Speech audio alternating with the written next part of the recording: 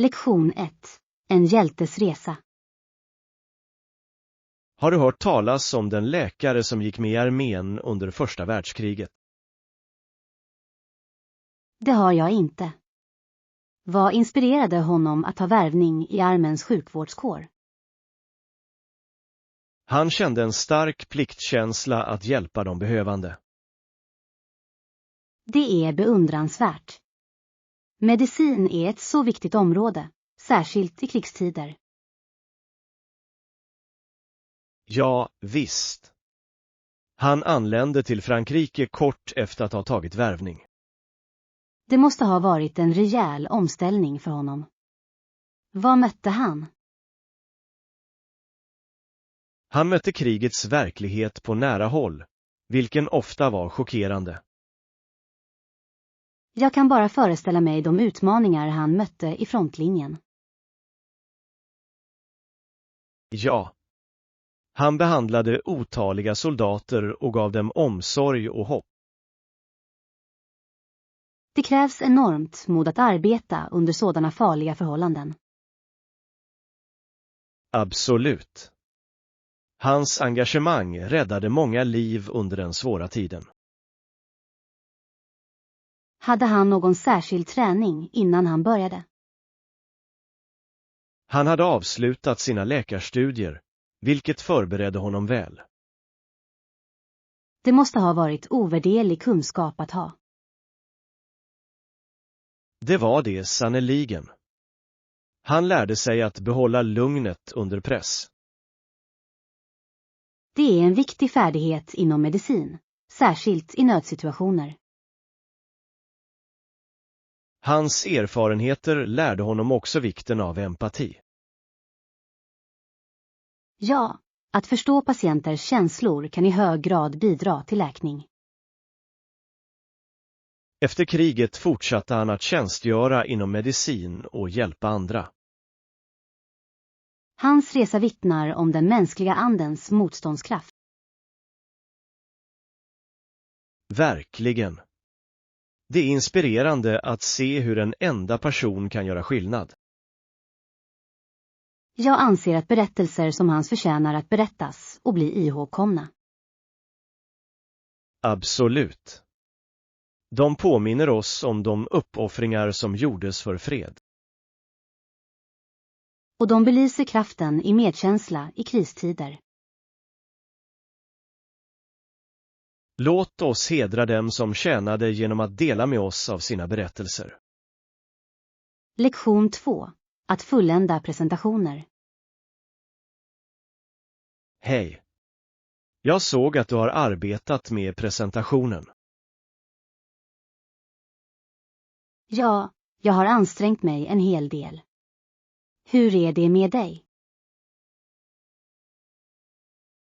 Jag jobbar också på mitt avsnitt. Vilket ämne fokuserar du på? Jag går igenom marknadsanalysen. Den är ganska omfattande, men fascinerande. Det låter intressant. Jag kan inte vänta med att se vilken data du har samlat in. Tack. Jag tror att det kommer att ge värdefulla insikter till vår publik. Absolut.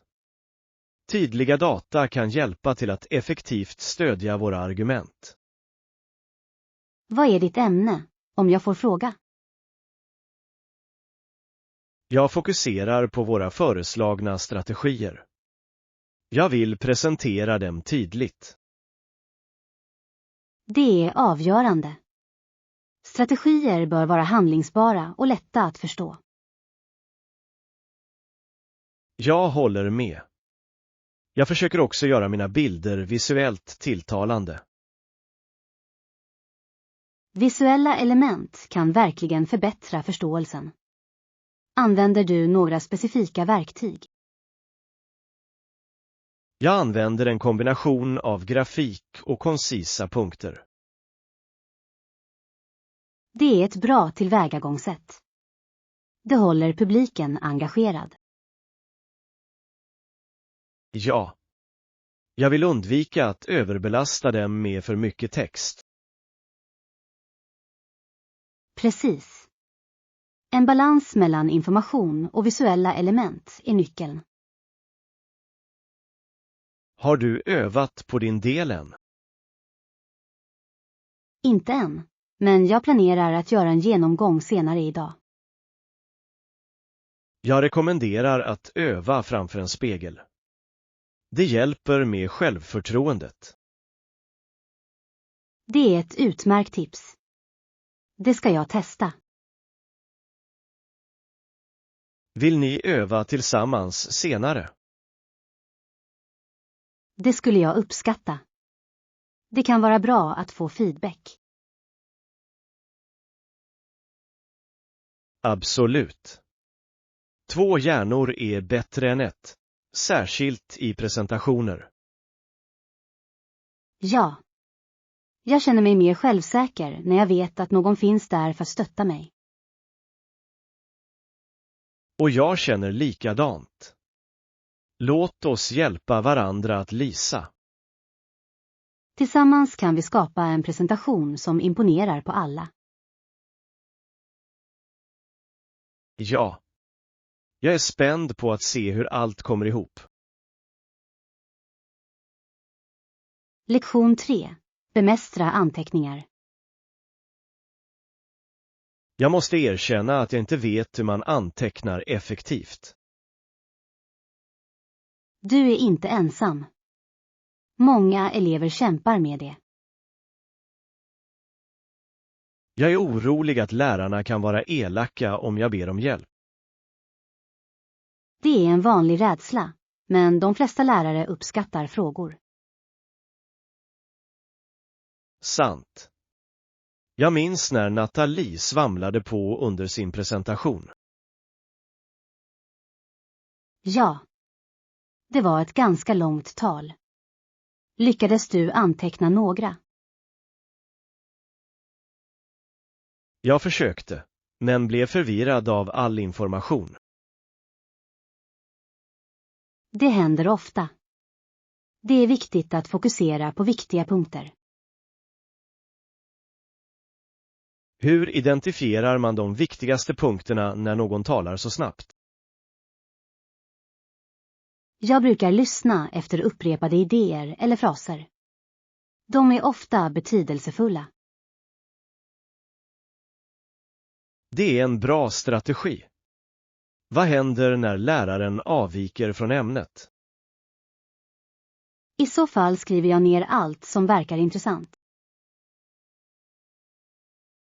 Det kan vara användbart för framtida diskussioner.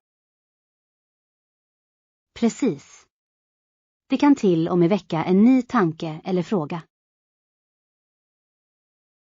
Vad händer om jag missar något viktigt när jag skriver? Du kan alltid be om förtydligande efter lektionen. Det låter rimligt. Jag borde inte vara rädd för att säga ifrån. Absolut. Deltagande kan förbättra din lärandeupplevelse. Jag ska försöka vara mer proaktiv i mina lektioner. Bra idé. Du kommer att få självförtroende på nolltid. Och jag kan lära mig bättre anteckningstekniker från andra. Ja. Att dela tips kan hjälpa alla att bli bättre. Tack för uppmuntran. Jag känner mig mer motiverad nu. Det glädjer mig att höra. Låt oss erövra klassrummet tillsammans. Tillsammans blir vi experter på anteckningar. Lektion 4. Glädjen med att resa. Jag kan inte fatta att vi äntligen är på väg att gå ombord på planet. Det är spännande, eller hur? Vårt äventyr börjar snart. Ja. Och jag är säker på att din familj kommer att bli glad att höra om vår resa. De kommer att bli överlyckliga. De älskar att höra om mina resor. Vad tror du att de kommer att tycka är mest spännande? Jag tror att de kommer att vara nyfikna på maten och kulturen på vår destination. Mat är alltid ett favoritämne. Har du provat några lokala rätter förut?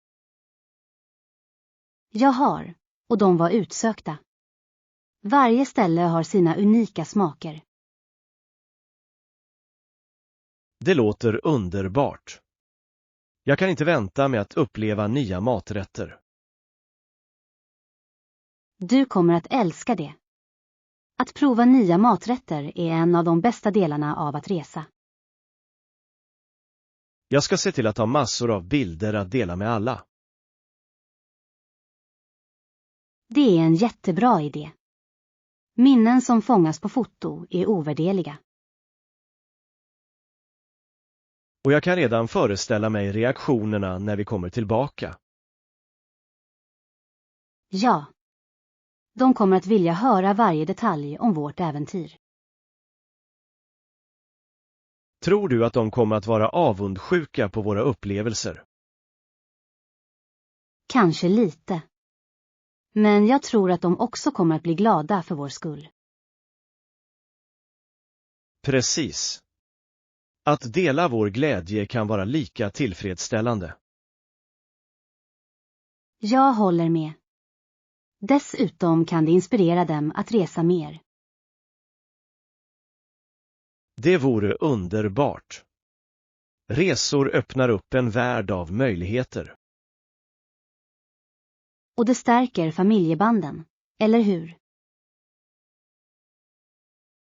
Absolut. Att utforska tillsammans skapar minnen som består. På tal om minnen, vad är det första du planerar att göra när vi anländer? Jag vill besöka den berömda marknaden och prova deras gatumat. Det låter perfekt. Jag kan redan föreställa mig den livliga atmosfären. Ja. Låt oss få ut det mesta av varje ögonblick. Absolut. Äventyret väntar, och jag är redo för det. Tillsammans ska vi skapa berättelser att dela i många år framöver. Lektion 5. Demokratins essens. Jag har funderat mycket på demokrati på sistone. Det är verkligen ett fascinerande ämne. Vilka aspekter funderar du på? Jag tror att ingen nation, inte ens det stora USA, kan påstå sig vara perfekt i sina demokratiska praktiker. Det är ett tankeväckande uttalande. Vad menar du med det? Jo, demokrati kräver ständig vaksamhet och deltagande från sina medborgare. Absolut. Det räcker inte att bara rösta. Man måste hålla sig informerad och engagerad. Precis. En sund demokrati är beroende av aktivt medborgarengagemang. Vilka utmaningar tror du att demokratier står inför idag? Felaktig information är ett allvarligt problem.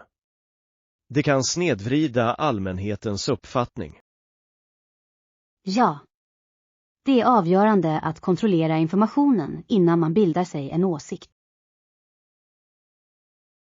En annan utmaning är apati bland väljarna. Många känner inte att deras röster spelar någon roll. Det är olyckligt. Varje röst har verkligen makten att göra skillnad. Ja. Att uppmuntra medborgardeltagande är avgörande för en blomstrande demokrati. Vad kan individer göra för att främja detta deltagande? De kan börja med att delta i samhällsdiskussioner och delta i lokala möten. Det är en jättebra idé. Gräsrotsrörelser kan leda till betydande förändring. Och att dela kunskap om rättigheter och skyldigheter är viktigt. Utbildning spelar en nyckelroll för att stärka medborgarnas ställning. Ja, just det. Ju mer informerade människor är, desto bättre beslut kan de fatta. Vilken anser du vara den viktigaste rättigheten i en demokrati? Jag tycker att yttrandefrihet är grundläggande. Den möjliggör olika åsikter. Jag håller med. Det främjar en miljö där dialog kan blomstra. Och utan dialog, hur kan vi lösa de problem vi står inför? Precis.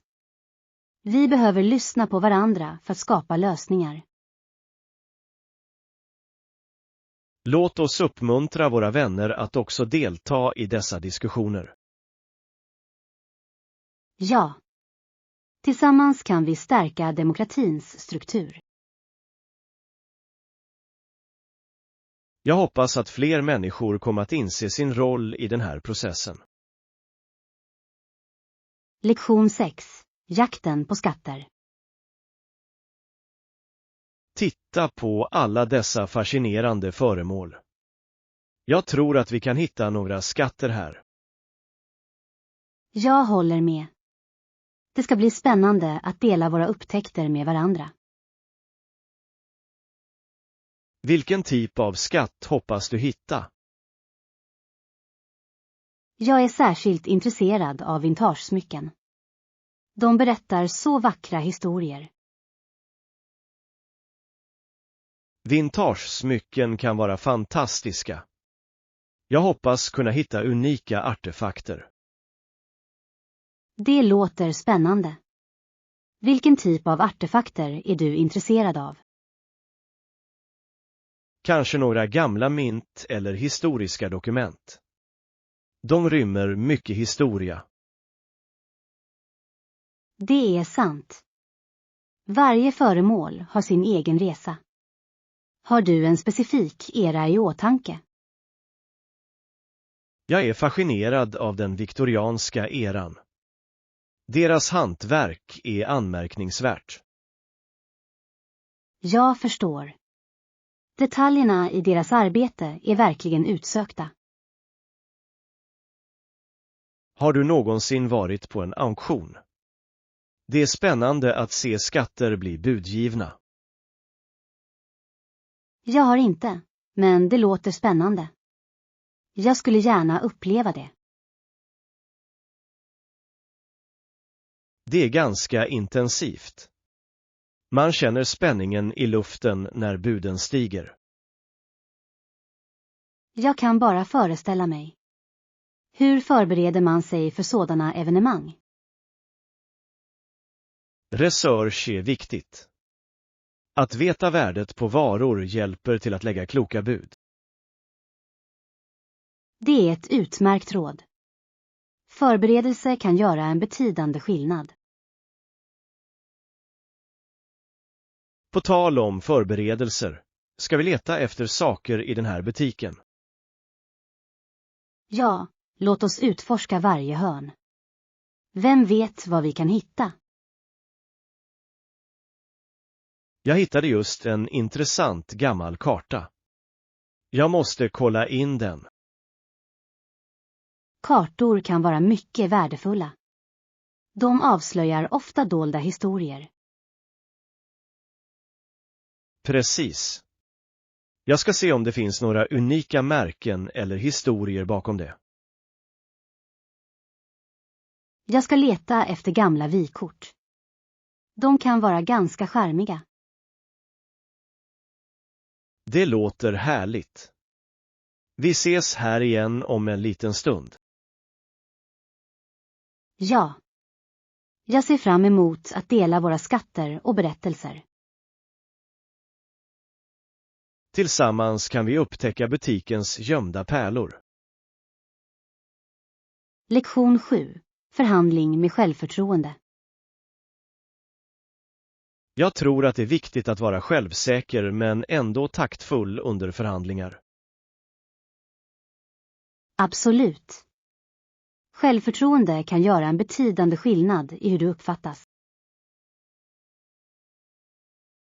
Ja. Hur föreslår du att vi uttrycker vår önskan om rättvis ersättning? Jag tror att det är viktigt att göra noggrann research i förväg. Det är logiskt. Att känna till marknadsvärdet på våra roller är avgörande. Precis. Det ger oss en solid grund för våra önskemål. Hur ska vi gå tillväga i samtalet med vår chef? Jag rekommenderar att börja med positiv feedback om företaget. Det är en bra idé. Det sätter en konstruktiv ton för diskussionen. Ja. Då kan vi övergå till våra värden och bidrag. Att lyfta fram våra framgångar kommer att stärka vår argumentation. Precis. Det visar att vi är värda investeringen. Vad händer om chefen verkar tveksam eller defensiv? I så fall bör vi behålla lugnet och lyssna på deras bekymmer. Aktivt lyssnande kan hjälpa till att bygga upp en relation, antar jag. Ja, det visar att vi värdesätter deras perspektiv. Hur kan vi uttrycka vår önskan om rättvis ersättning utan att låta krävande? Vi kan formulera det som en ömsesidig fördel för båda parter. Det är smart. Det presenterar vår begäran som ett partnerskap. Ja. Vi arbetar alla mot företagets framgång. Jag känner mig redan mer förberedd för det här samtalet. Det gläder mig att höra. Självförtroende i kombination med takt är kraftfullt. Tillsammans kan vi framgångsrikt navigera den här förhandlingen. Absolut. Låt oss sträva efter ett rättvist resultat som återspeglar vårt värde. Här är det för trygga förhandlingar och rättvis ersättning. Lektion 8. Kvinnor på 1920-talet. Jag läste nyligen att 1920-talets medicinska praxis snarare var en återspegling av läkares kulturella antaganden om kvinnors plats i samhället. Det är spännande. Hur påverkade dessa antaganden sjukvården för kvinnor? Många läkare ansåg att kvinnor var för ömtåliga för vissa behandlingar. Det låter ganska begränsande. Påverkade det deras tillgång till sjukvård? Absolut. Många kvinnor togs inte på allvar när de sökte vård. Det är djupt oroande. Skedde man några anmärkningsvärda förändringar under det decenniet? Ja. 1920-talet markerade början på en förändring av kvinnors rättigheter. Jag har hört att rösträttsrörelsen fick betydande fart då. Precis. Kvinnor kämpade hårt för rösträtten, vilket gav dem makt. Utsträckte sig denna bemyndigandeåtgärd även till det medicinska området? Det började, men det var en långsam process. Fler kvinnor började dock på läkarutbildningar.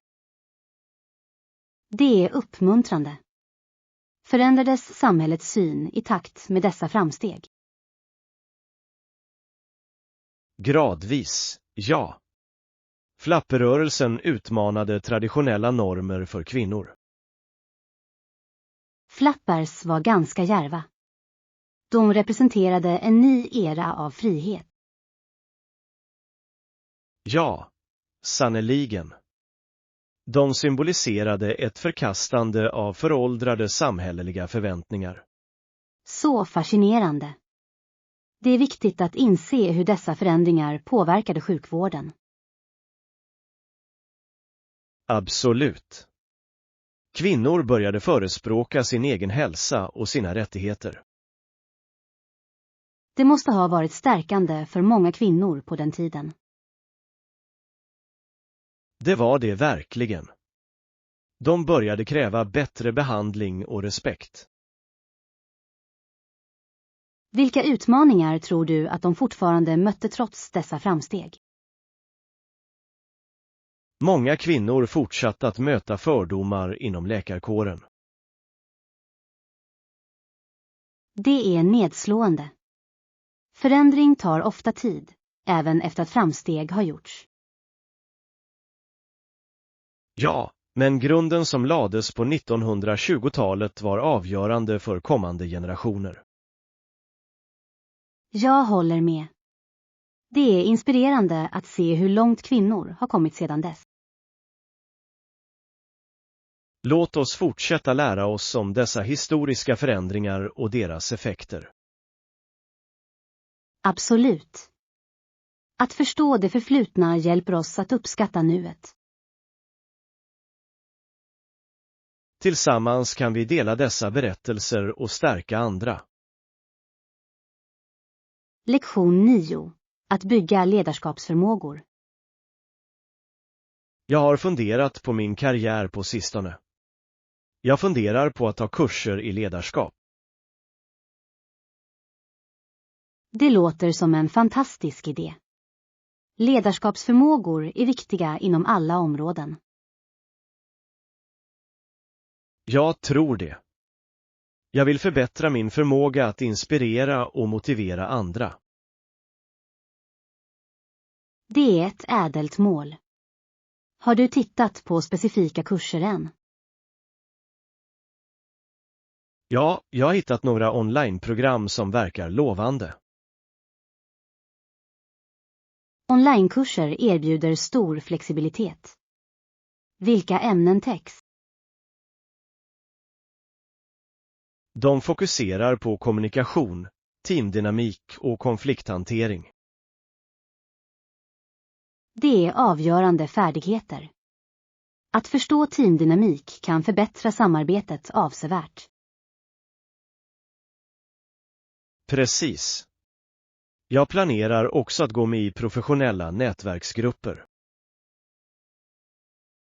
Nätverkande är ett fantastiskt sätt att få kontakt med likasinnade. Jag håller med.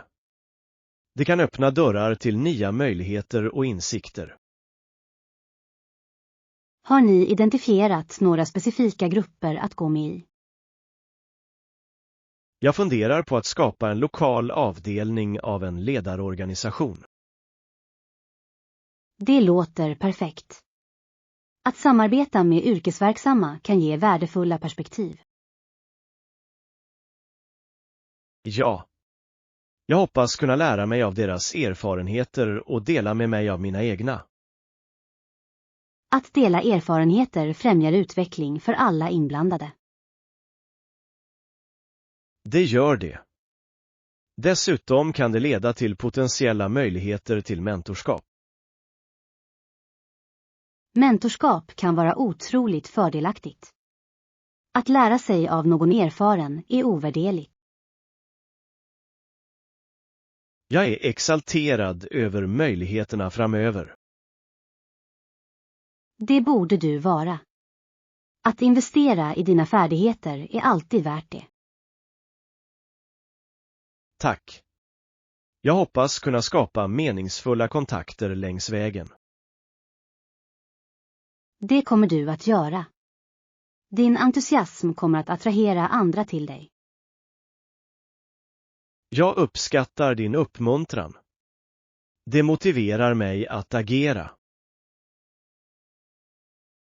Kom ihåg att varje steg mot förbättring är ett steg i rätt riktning. Jag ska ha det i åtanke. Låt oss stötta varandra på våra resor. Absolut. Tillsammans kan vi uppnå våra mål och blomstra. Här är vår framtida framgång inom ledarskap och nätverkande. Lektion 10. Att förstå perspektiv. Det som slår oss mest idag är vår gemensamma erfarenhet som människor. Jag håller helt med. Gemensamma upplevelser kan förena oss över olika kulturer. Till exempel är historien om hur européer utforskade nya länder ganska talande. Ja. Det var en tid av både äventyr och betydande konsekvenser. Precis. Många sökte möjligheter, medan andra stod inför en förflyttning. Den dualiteten är viktig att inse. Utforskning kan ha en mörk sida. Absolut. Det är viktigt att se historien ur flera perspektiv. Hur tror du att vi bättre kan förstå dessa olika synpunkter? Att engagera sig i olika berättelser är en bra början. Ja. Dokumentärer och böcker kan ge värdefulla insikter. Jag tror också att diskussioner med människor från olika bakgrunder är viktiga. Det är ett utmärkt förslag. Personliga berättelser kan vara upplysande. De avslöjar ofta känslor och upplevelser som statistik inte kan fånga. Precis. Det ger oss djupare förståelse av historiska händelser. Hur påverkar teknologin våra perspektiv idag? Tekniken har definitivt förändrat hur vi delar och tar emot information. Det har gjort det lättare att få kontakt med andra globalt, eller hur? Ja. Sociala medier låter oss bevittna händelser i realtid. Det kan dock också leda till felinformation, vilket är oroande. Det är sant. Vi måste vara kritiska till den information vi konsumerar. Att balansera perspektiv och fakta är viktigt i dagens värld. Ja, verkligen. Hur vi utformar våra berättelser formar den allmänna förståelsen. Jag hoppas att fler människor kommer att försöka förstå olika perspektiv. Ja. Empati kan leda till mer medkännande samhällen. Tillsammans kan vi främja en kultur av förståelse och respekt. Absolut. Låt oss fortsätta utforska dessa viktiga ämnen. Här är det dags att vidga våra perspektiv och lära av varandra. Lektion 11. Bemästra offentligt talande.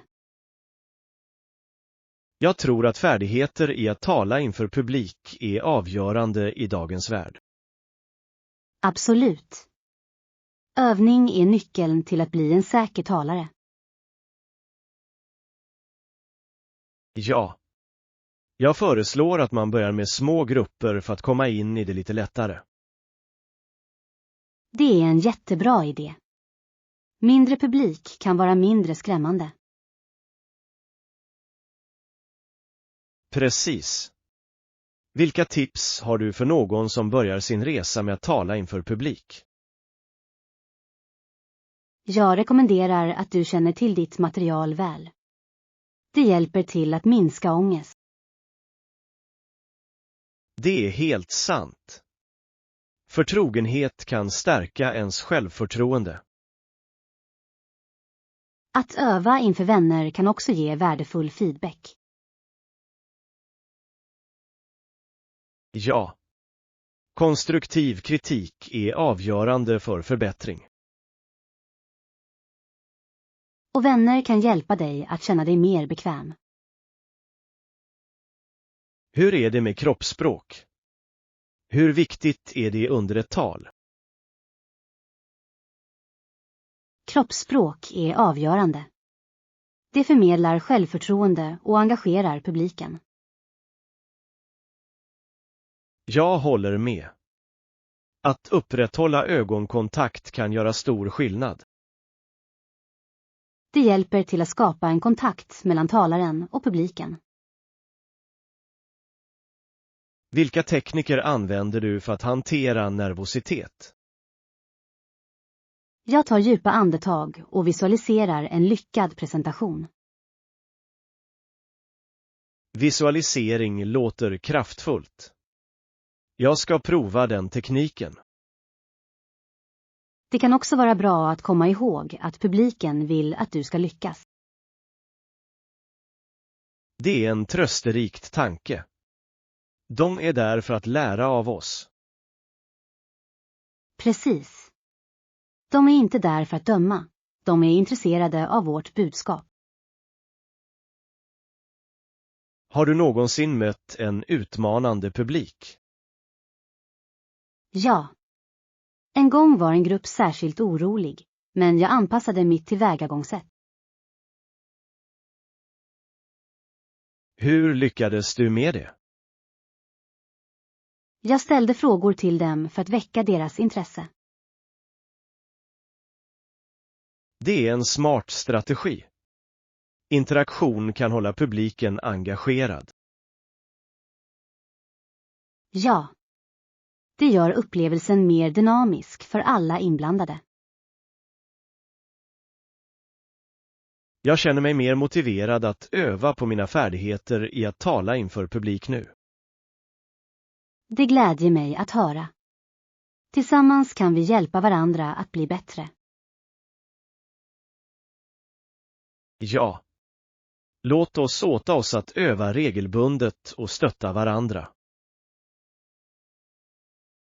Lektion 12. Nya början. Jag kan inte fatta att jag pratar om det här igen. Det här är fantastiskt. Det är det verkligen. Du har ett stort nytt hem nu. Hur känns det? Det känns otroligt. Det finns så mycket utrymme att njuta av. Jag kan tänka mig. Vad planerar du att göra med allt det där utrymmet? Jag funderar på att sätta upp en mysig läshörna vid fönstret. Det låter härligt. En perfekt plats för avkoppling och en god bok. Ja. Och jag vill skapa ett spelrum för vänner och familj. Ett spelrum skulle vara ett fantastiskt tillskott. Vilka spel kommer ni att ha? Jag planerar att inkludera brädspel, tv-spel och ett biljardbord. Du kommer att bli årets värd. Alla kommer att vilja besöka dig. Jag hoppas det. Jag vill göra det till en välkomnande plats för sammankomster. Det är en underbar idé. Ett hem fyllt med skratt är alltid speciellt. Precis.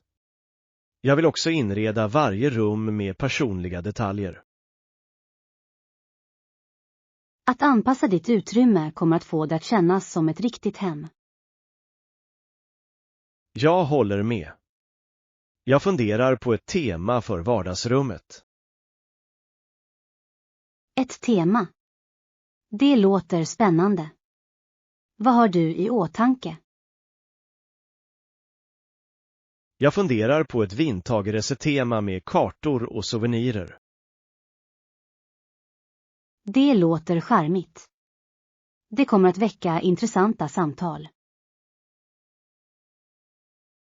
Jag hoppas det. Jag älskar att höra berättelser om platser folk har varit på. Du kommer att ha många historier att dela med dig av i ditt nya hem. Jag hoppas verkligen det. Jag är exalterad över det här nya kapitlet i mitt liv. Det är en nystart, och jag är glad för din skull. Tack. Jag uppskattar ditt stöd när jag kommer till rätta. När som helst. Låt oss planera en inflyttningsfest snart. Ja. Det skulle vara ett fantastiskt sätt att fira och visa upp det nya stället. Räkna med mig. Jag kan inte vänta med att se din vision förverkligas. Tillsammans skapar vi en plats fylld med glädje och minnen. Lektion 13. Matlagning tillsammans. Jag tror att jag har allt klart till middagen. Men vänta. Jag glömde mjölken. Nästan allting alltså. Det är ett vanligt misstag, eller hur? Det är det verkligen. Jag verkar alltid glömma en viktig sak. Inga problem. Du kan köpa den nästa gång du går till butiken. Ja, men jag ville verkligen göra den där krämiga pastasåsen ikväll. Jag förstår. Krämiga såser behöver mjölk. Kanske jag skulle kunna ersätta med något annat. Har du någon grädde eller yoghurt? De skulle kunna fungera som alternativ. Jag har lite yoghurt. Skulle det smaka gott i såsen? Det kan ge en fin syrlighet. Låt oss prova. Det låter äventyrligt. Jag älskar att experimentera i köket. Jag med. Matlagning handlar ofta om att vara kreativ och fyndig. Precis. Ibland leder misstag till läckra upptäckter. Har du någonsin av misstag skapat en rätt som blev jättegod? Ja. En gång blandade jag rester och det blev en fantastisk wokrätt. Det är ett underbart exempel. De där lyckliga olyckorna är de bästa. Det ska jag komma ihåg nästa gång jag glömmer en ingrediens. Och jag vill påminna er om att kreativitet kan rädda dagen. Med yoghurt i såsen känner jag mig optimistisk nu. Låt oss inte glömma att smaka allt eftersom. Det är viktigt. Absolut. Smakprovning är hemligheten bakom att fullända vilken rätt som helst. Här är en lyckad middag, även utan mjölk. Ja. Låt oss skapa något gott tillsammans.